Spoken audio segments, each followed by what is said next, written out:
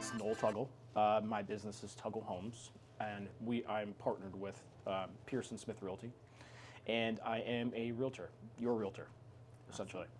Love that. And what type of services are you offering for your clients? I know you're a realtor, but if you could dig a little bit deeper for me and share with our audience. Well, I would say, honestly, it's peace of mind, especially with how this market's going right now. I like to look at myself as like a one-stop shop. I'm very dedicated. I'm very goal-driven, I guess, so to speak. As a homeowner, I know how hard it is. Like, just being out there, the days of just like 2020. I remember when I was like 2021, where the interest rates were like 2.5%, and I lost a lot of listings because people were just doing it for like 1%, and I would always am that person to where like if I did lose a client, I like to follow up with them and ask them like how it went, and like 9 times out of 10 be like they were complaining to me about like the person, and I have to tell them like price is what you pay, value is what you get. But no, with my services, as far as like I consider my clients like family. Like I want to fight for you. I want to be able to provide. Like if you tell me you want 7 horses, I'm gonna try to find you a barn. So Wow. But no, I always like this. I pride myself in what I do. There's so many other really, with how this market is, it's very difficult. And I've found that, in a market like this, last year sales were down, like just nationwide. And, I did over 24 million. Wow. And, so I was very lucky, very, very blessed to be able to do that. So, I always like to say you want to strive in survival markets like this. So Absolutely. Thank you for sharing that. Tell me a little bit about your background, how you got into this industry, and what led you here.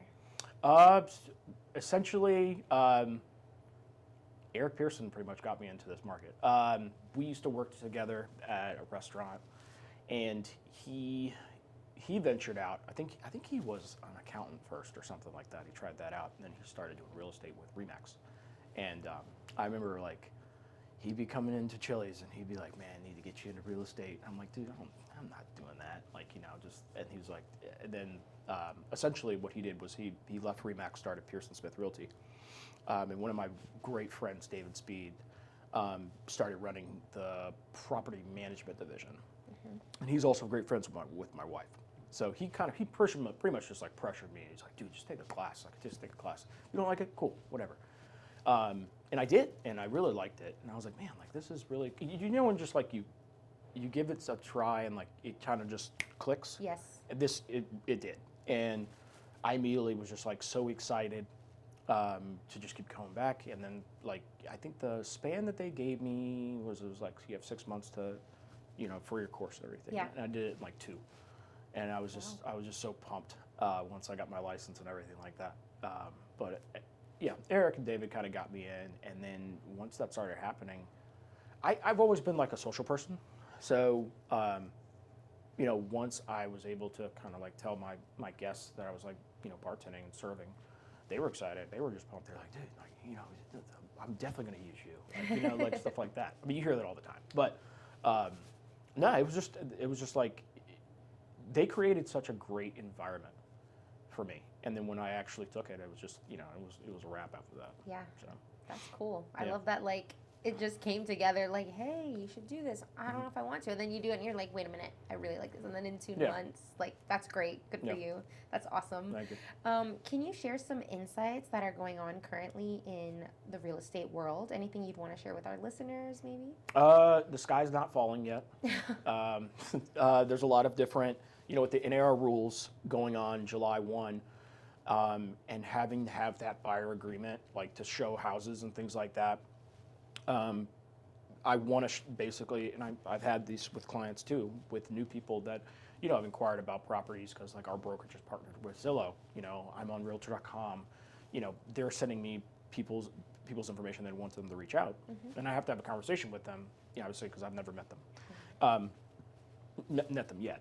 And you have to have a buyer agreement in order for me to open the door. Yeah. Now essentially.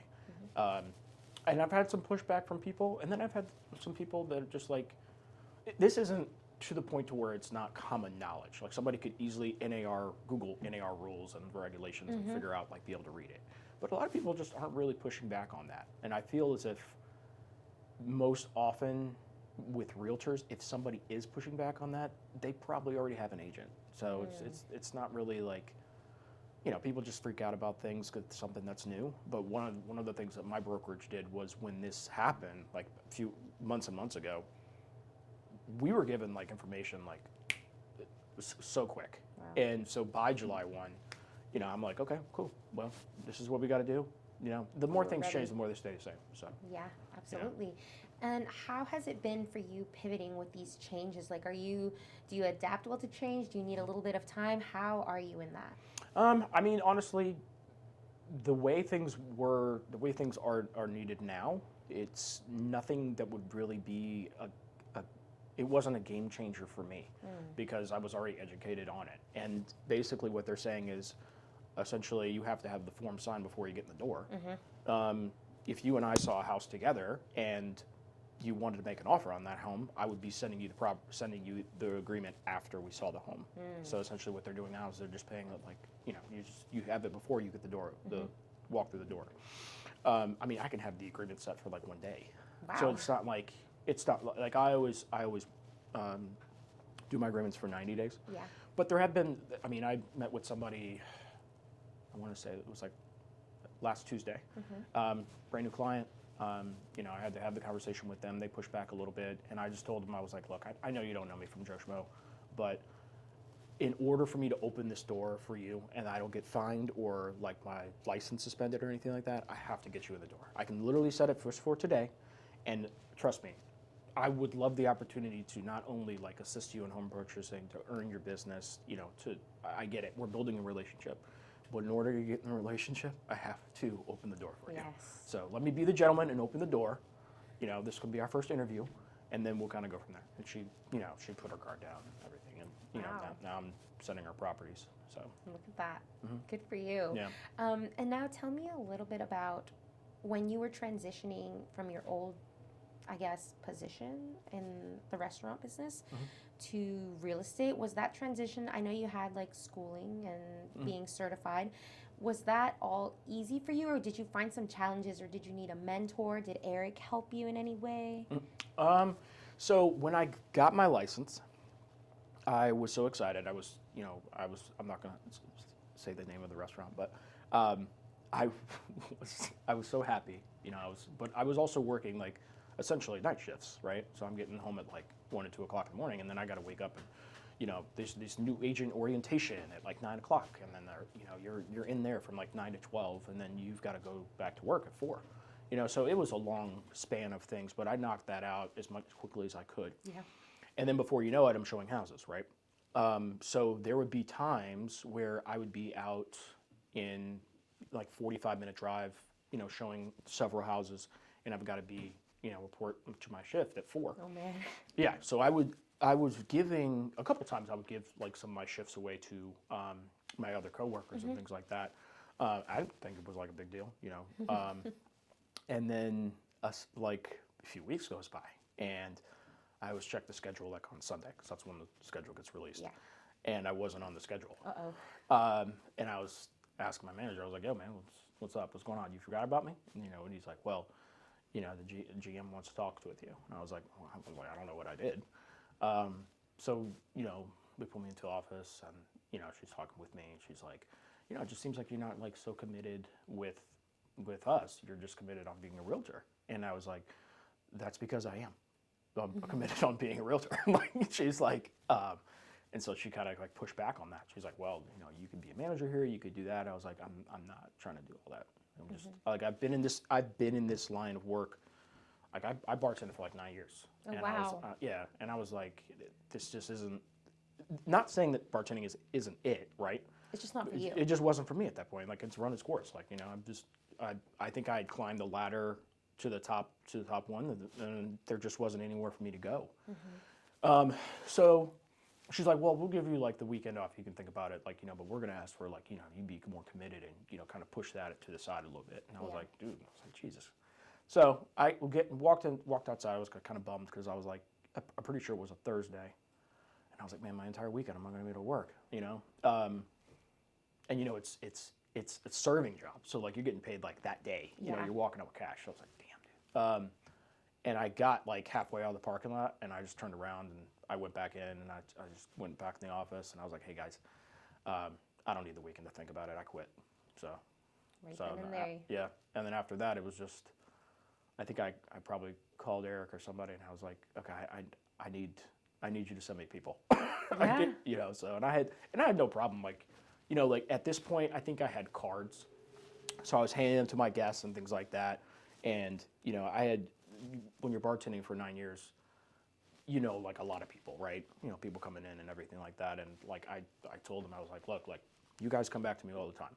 I'm going to have the same work ethic towards, being a realtor as I am with this craft. Like, this is my core craft. This is my career. This is going to be, like, my, wealth generator, whatever, what have you. So like this is not going to be this is going to be a passion.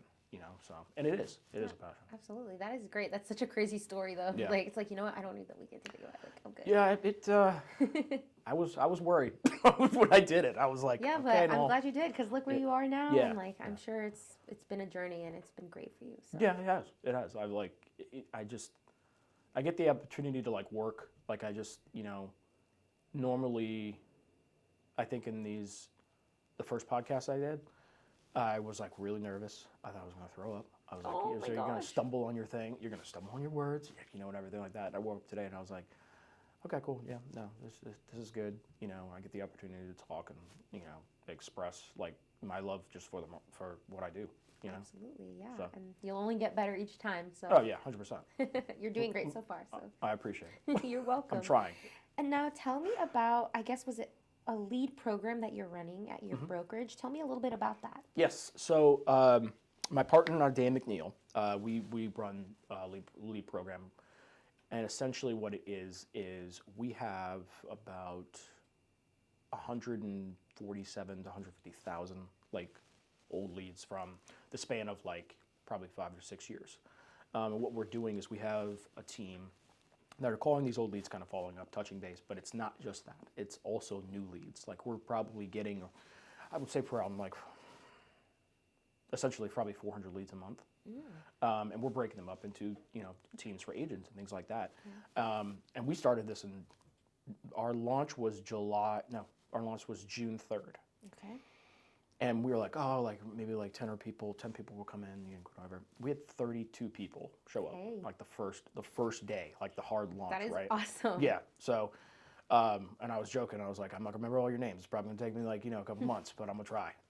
But it started off really good. I think somebody called because we were setting it up through like our CRM and everything, and somebody accidentally called a lead during the program, during the launch, and they called them back like 15 minutes, so they kind of like stood up and they walked away or whatever, and they simply connected with the lead, and they're actually currently showing them houses right now.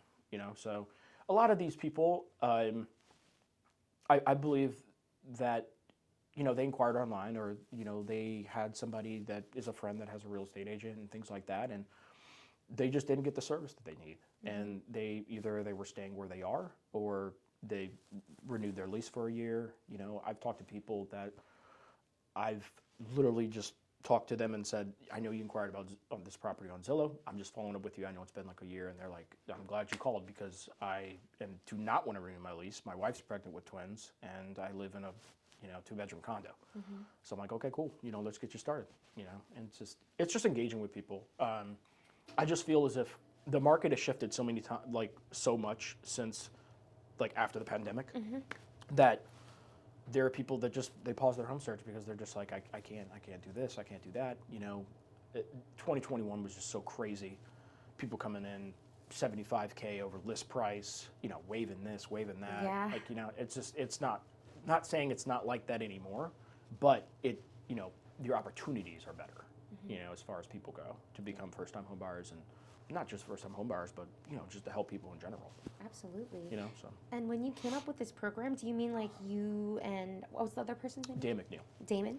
Dan. Dan, sorry. Yeah. How did you guys come about this? Or like, was that something that was in your mind that you're like, we need to do something with these leads. We need to come up with some type of way. Tell me about that. Essentially, what we were doing is we are partnered with Zillow, and the program that is called Zillow Flex, and essentially what we were doing is like we had this program established before, and myself and Dan really thrived on that prior to the pandemic because it's about accountability. You're talking with like-minded people that want you to win, and essentially we call the day like lead day, right? So 7 or 8 people would be in like Monday, Tuesday, Wednesday, Thursday, Friday, and my day was always Friday. And then I closed like 4 leads in, I want to say 2 months, 2 or 3 months or something like that. And what happened was they were like, okay, you're going to be one of the heads of that lead day. So you're going to be telling people what you do, how you connect with them, answering questions, things like that. And then COVID hit, and like, we're not going in the office. And then I think Eric tried to restart it, but it just didn't. It kind of phased out, to the point. So hitting the restart now, it's a different vibe now. People are actually excited to come in. They're asking questions. Like our CRM records the conversation, so like we can say, hey, like you got to say this before you say that. It's all about growth. Yeah. And there are people on our team that have been in real estate longer than I have. And there are people that have been in for 2 years. And we're offering this to everybody that joins the brokerage, right? And I mean, we're not. I don't think we're going to do any more onboarding until probably September 1st because we had so many people come in.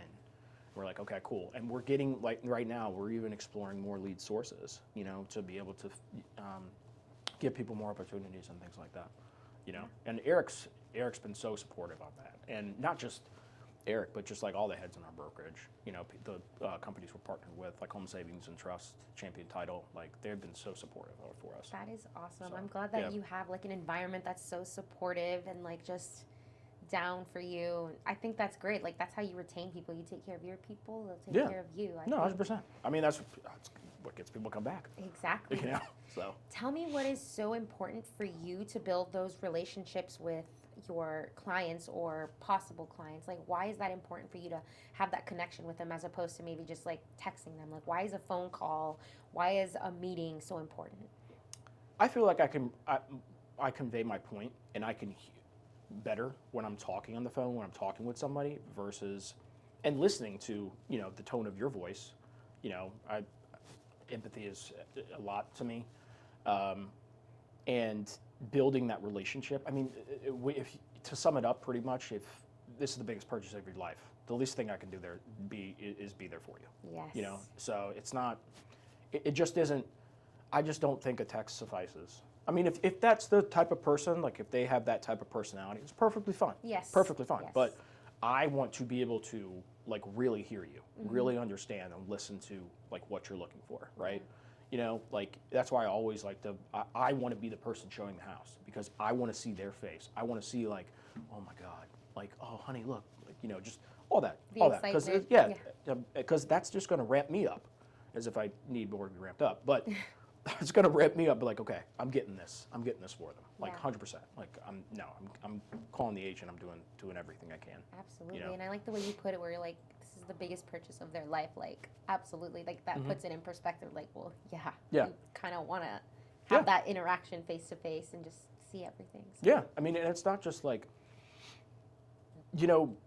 as a buyer's agent, when you're calling the listing agent, you want to build a relationship with them too, right? I mean, like if you're in a situation where it's like 6 or 7 offers and you're the one communicating with them, you're the one that's following up with them, you're the one that's like, if they ask you a question, you get back to them as soon as possible.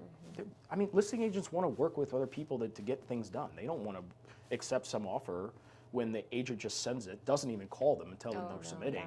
And, they forget the pre-approval letter. Like, no, it's not going to work. Just no. And the sellers, and you're going to look bad as a listing agent because you're the one trying to go with that and to the seller. So, yeah. Lots to think about there. Yeah. And for marketing, how are you getting yourself out there? How are you educating people on what you do and all this knowledge that you have and sharing it with them? Are you active on Instagram, YouTube? I have my own YouTube channel. Yeah, always active on Instagram, LinkedIn, Facebook. I try to do, I would say, one video a week on YouTube. Just to kind of keep, like, I don't know, just current matters or something like that. I'm not trying to. I don't try to make them long because I'm not trying to bore people. Yeah. Or people get just tired of looking at me. So yeah, I try to shoot as much as I can as far as, like, info about the market, what's going on, keeping current matters, what's this NAR thing, what's going on with the commission percentages and stuff like that. Okay. So. And then how are you keeping up with everything that's going on? Is it more like news? Do you guys get like a newsletter at Pearson Smith, or like when something big happens? It's kind of a newsletter. I do a lot of, like, reading around as far as, like, real estate. They have a bunch of real estate coaches. Like, for example, Tom Ferry's a big real estate coach. He's like #1 coach in the nation, right? So I read a lot of his stuff. I'll watch his videos. He's very educated as far as, like, this is what's about to happen, so just be prepared for it, things like that. And then it's just communicating with, like, one of the things that Pearson Smith does is our brokers, like, if they find something, I mean, it's a massive email, and, like, and if I see, like, for example, if I see Chris Boris's name in my email, I'm reading it. I could have 16 emails and I'm reading his first because I'm like, okay, something's coming. I need to be prepared. Wow. Like, so, like, but that's the beauty of it. Yes. Like, so, like, if you're coming to somebody and you use this information to educate your clients, people are going to be like, okay, well, yeah, Noel knows his stuff, I mean, you want to be protected by somebody that knows what they're doing. Yes, absolutely. So. Okay. And now, who are you outside of real estate? What do you like to do to unwind? What are your hobbies? I don't really have too much hobbies. I mean, like, I go to the gym. Pretty much just with spending time with my family. My son's like a very, very good baseball player. He does travel, so Nice. just, like, going to his games. My daughter she'll be 4 in September. She is she's very bossy. Yeah. I saw your face, like, being like, Yeah, trying to just find the word. She's spectacular, though. Yes. But she's really getting into swimming. So I think she's really starting like that, and gymnastics, things like that. As far as, like, I like going to the beach. Yeah, no, who doesn't? That's amazing. Yeah. Relax, the sun. Not really. Pretty much anything else. I mean, like, it's mostly just doing stuff with family. Yeah. We'll try to do like a couple trips and things like that. Something that's new, right? Like just this year, my son had a tournament, went to Orlando, and we were going to stay a little bit longer so we can go to Universal Studios.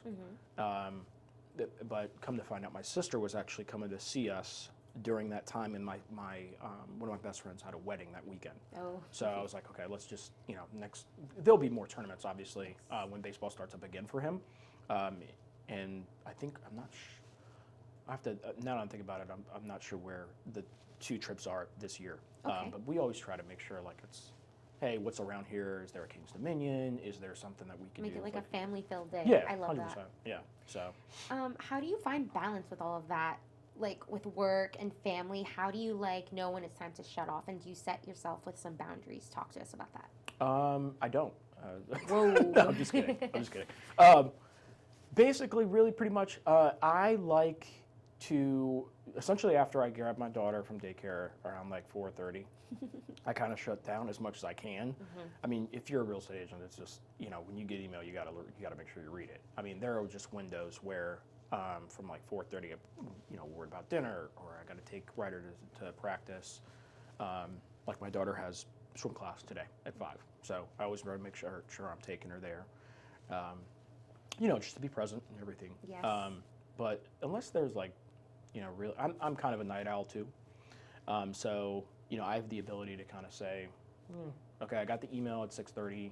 Nah, I'm going to do dinner. I'm going to do, bedtime with the kids, and then, I'll answer the email, but it'll be late. Yes.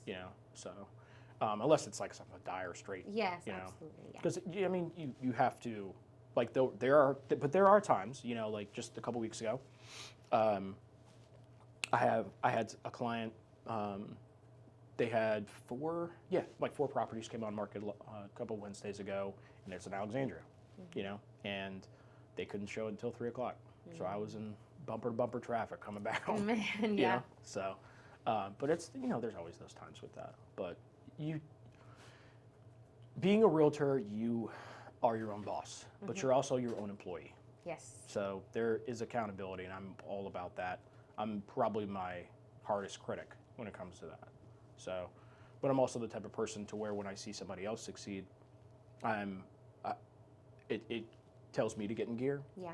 But I also love to see people succeed. So because I want to be able to learn. Absolutely. Like it's like you don't need to reinvent the wheel. No. You'll get out what you put in, 100%. Mm-hmm. I believe that's through and through. So. Same. Where do you see yourself in the next 5 years as a person and with your own personal growth and business? I see this new lead program launching, like the sky's the limit with this thing. I think we're going to create an entirely new stratosphere, and with now that Pearson Smith is partnered with United Real Estate, it's not just in Virginia that we're going to do this. We're already working on West Virginia. We already have agents that are in Maryland and DC and licensed in Virginia. We're going to hit every single state. I think I see myself teaching multiple people. North Carolina, we're already starting down there. I see it just taking off. I think we have the ability to just educate people and tell people like, hey, look, like this is how you provide the best service, like to your clients and everything, and have people learn and be able to, because a lot of people, there are a lot of agents that are old school. They don't believe in I believe in online leads, and I was like, well, aren't you on Facebook all the time? Like you're looking like, that point. Yeah, like it's just like how you look on Amazon, you look at you look at like a pair of shoes, and then you go on YouTube and those shoes are there. And then, like, you go on Facebook and the shoes are there. Like, then it's you just, go into Walmart and the shoes are there. And the shoes are there. No, just come on, man. Like, it's a new time. It's but you have to change with it. You adapt or you adapt and overcome. Absolutely. And I think be able to provide accountability with, because a lot of brokerages as well. There have been many people at Pearson Smith that have left that thinks like the grass is always greener on the other side. And they've come back in like 2 months. Like, hey man, welcome back in open arms, but at the same time, the grass is greener where you water it. Yeah. That's a perfect little analogy there for that. Yeah. So. Is there any key points that I missed? Maybe that while I have you here and you have our audience's ears, anything that maybe you would want to share or key points that maybe I'm missing? I don't think so. I reached 100 million last November. Congratulations. Thank you. I've been doing this for 8 years now, and that was a really big goal. I remember it probably was like 2018. We do like an annual brokerage meeting, and then what I do it's a PSR awards to give out awards, right? And I remember I think I was 16th that year.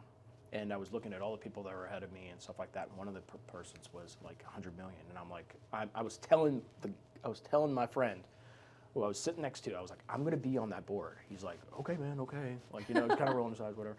And I was like, no, dude, I'm serious. Like, I'm going to be on that board. Like, I'm not going to stop. Like, I have such a big envision of like my career. And I'm not going to stop until, I feel like I've knocked everything out of the park. Yeah. My wife jokes with me all the time. She's like, "You're never going to retire, are you?" I was like, I don't know. If somebody needs my help, why would I not? Like, So, but I love what I do. Yes. So it's just.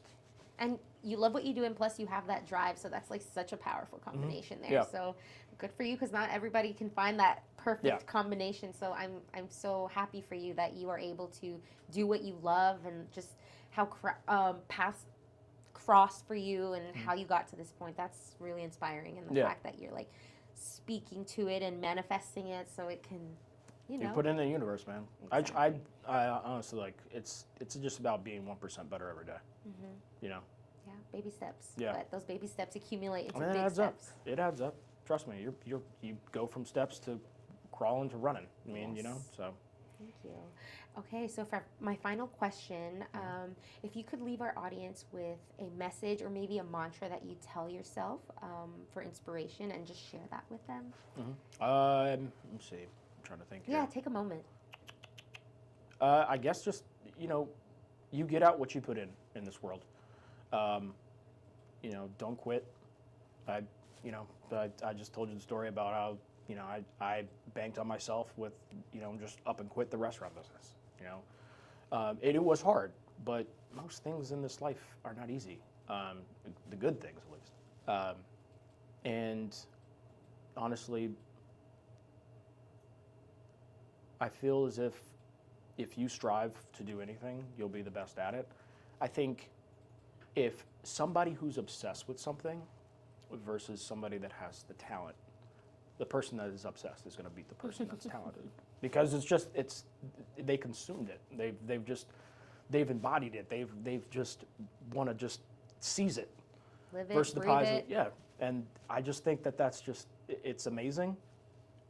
Also, you have to be able to turn that off. Yes.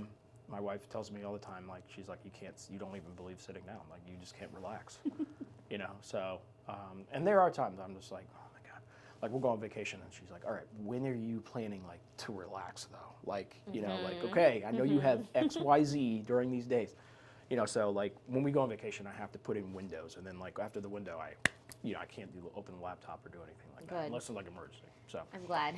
Yeah. Your heart, your mind, your spirit needs that. Yeah. Yeah. from time to time. Don't forget. Yeah. So. Well, thank you so much for sharing that with us and for sharing your insight and your stories. They're really great and inspiring. We really appreciate your time. Of course. Thank you. Absolutely.